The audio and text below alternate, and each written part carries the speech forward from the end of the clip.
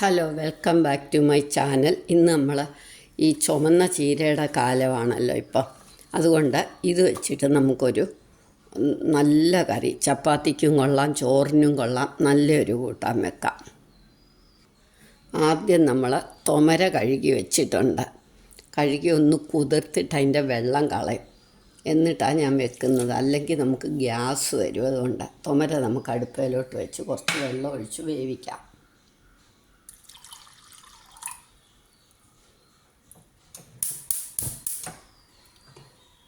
ഇതവിടെ ഇരുന്ന് വേവട്ടെ. അപ്പോഴത്തേക്ക് നമുക്ക് ഇത് ചീര അരിയാം. ഇളം ചീരയുടെയാണ് ഇത് എടുക്കണം. നമ്മൾ ഇതെല്ലാം ചുരണ്ടി കളഞ്ഞ് കഴുകി വൃത്തിയാക്കി നമ്മൾ എടുക്കണം. അങ്ങനെ കഴുകി വൃത്തിയാക്കിയാണ് ഈ ഇരിക്കുന്നത്. ഇത് വളരെ നല്ലതാണ്.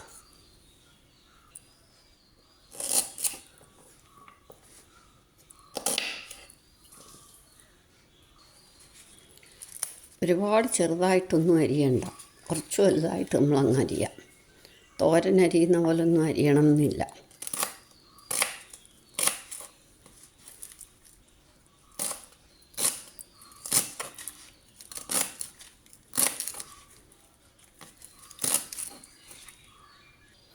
ചീര അരിഞ്ഞു കഴിഞ്ഞു. ഇനി നമുക്ക് ഈ തേങ്ങായൂടെ ഒന്ന് അരച്ചുകൊണ്ട് വരാം.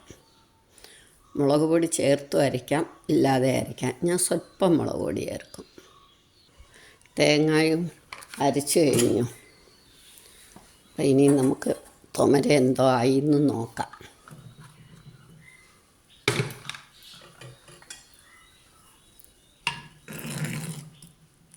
ഓഹോ, തുമര വെന്തു. ഇനി ഇതിനകത്തേക്ക് നമുക്ക് ഒരു തക്കാളി,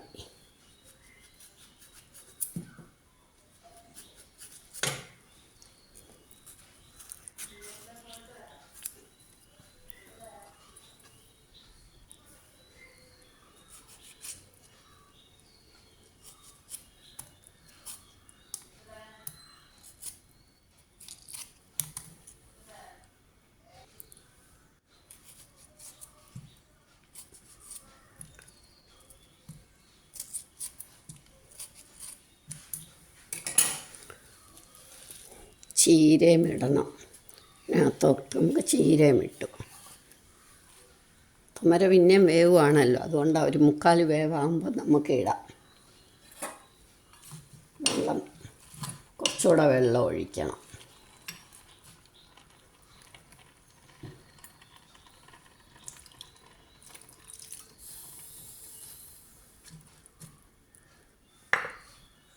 ഇനി മഞ്ഞൾപ്പൊടി ഇടണം, പാകത്തിന് ഉപ്പും. ചീരയാന്ന് കണ്ടാലും നമുക്ക് ആ അളവനുസരിച്ചേ ഉപ്പിടാവുള്ളൂ. ചീരയ്ക്ക് ഒരുപാട് വേണ്ട, ഇത് വേവുമ്പോൾ അങ്ങ് തീരെ താഴും.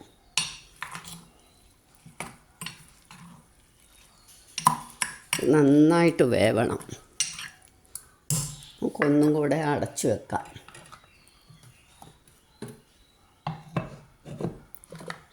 എന്നിട്ട് സിമ്മിൽ വെക്കണം. നമുക്ക് ചീര വെന്തോന്ന് നോക്കട്ടെ. ഓ, എല്ലാം വെന്തു, നല്ല പാകമായി. ഇനി നമുക്ക് തേങ്ങ ചേർക്കാം. തേങ്ങ ഞാൻ പറഞ്ഞില്ലയോ, ഓപ്ഷണലാണ്. ഇത് ചപ്പാത്തിക്കും ചോറിനും ഒക്കെ നല്ലൊരു കൂട്ടാനാണ്.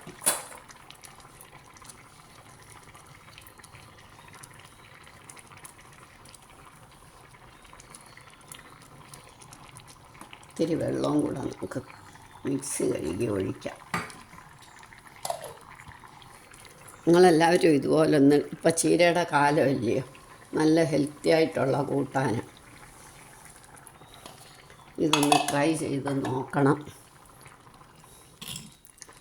ഒന്നും കൂടെ ഒന്ന് ഇരുന്ന് വറ്റും, കൽച്ചട്ടി ആയതുകൊണ്ട്. ഇനി 2 പച്ചമുളകും കീറിയിട്ട് കറിവേപ്പില ഇട്ട് വെളിച്ചെണ്ണ ഒഴിക്കണം. ഇനി നമുക്ക് ഇത്തിരി പച്ച വെളിച്ചെണ്ണ ഒഴിക്കാം. ഒരു പച്ചമുളകും കീറിയിടാം.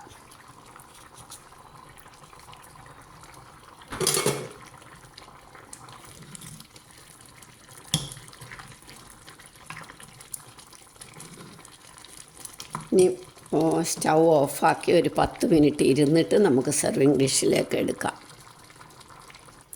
ഇതിപ്പോൾ പാകമായി, നമുക്ക് സെർവിങ് ഡിഷിലേക്ക് എടുക്കാം. ചപ്പാത്തിക്കും ചോറിനും ഒക്കെ നല്ല കറിയാണ്. നിങ്ങളെല്ലാവരും ഇതൊന്ന് ട്രൈ ചെയ്ത് നോക്കണം.